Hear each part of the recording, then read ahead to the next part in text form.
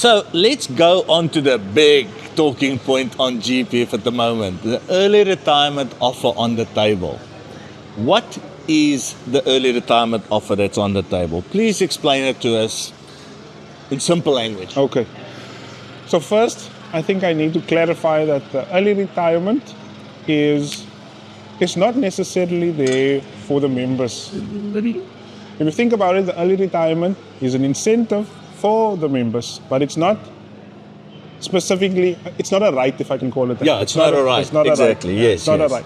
But what it is it's an incentive for government employees that belong to the GEPF that are between the ages of 55 and 63. So the first offer is for people that are between the ages of 55 and 59, and their penalties are scrapped, and they also receive an incentive. And for those who don't know, when you are a member of the GEPF, if you retire before the age of 60, you get penalized by 0.33% for every month that you retire before that age of 60. And the other offer on the table is for any member that's between the ages of 60 and 63. And because there's no penalties, because you are already over the age of 60, you'll just receive an incentive for the fact that you are retiring earlier than you would have maybe retired. Okay.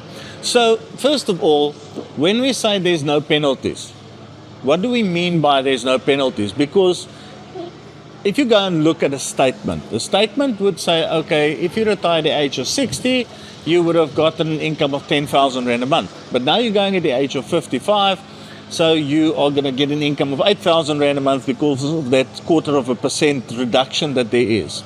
Okay. So when we say that there is no penalties, what do you mean by there's no penalties? Okay, so this is a good question because there is actually a penalty involved, and I'll explain it a bit. But what I mean when I say no penalties, every GEPF member that retires before the age of 60 will have a percentage of their pension and their lump sum penalized because they are going reduced. It will be reduced because they are going earlier. Okay. So what will happen is that Treasury is going to provide the funds to the GEPF so that the penalties won't be deducted that would have been deducted because you are retiring on 55 or because you are retiring on 56. But the penalty that you do have, and why it's important to look at the calculation, is that you'll be left with less years service.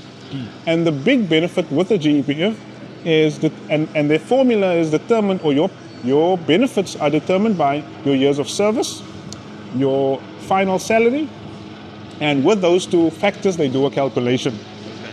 And because your years of service will reduce, there is actually a negative impact.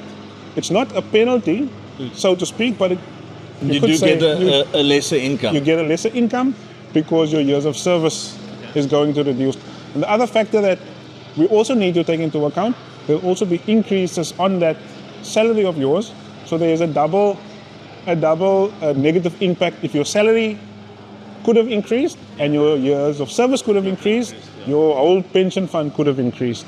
Okay, so the incentive that we're talking about, the incentive is now the additional lump sum that the GEPF offers through Treasury, correct?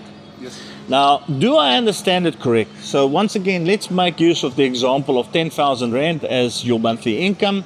You apply to go on early retirement at the age of 55. They say, okay, we are happy for you to do that. So now instead of getting 10,000 Rand a month income, you get 8,000 Rand a month income because you are going early. Then the incentive says, okay, now we go and calculate the income that you're getting less, as well as the lump sum that you're getting less, and we add it onto your lump sum benefit. So you get extra capital out. And this extra capital will compensate for that difference in income and lump sum that you would have received at the age of 60. Do I understand that part correct? Yes. Okay.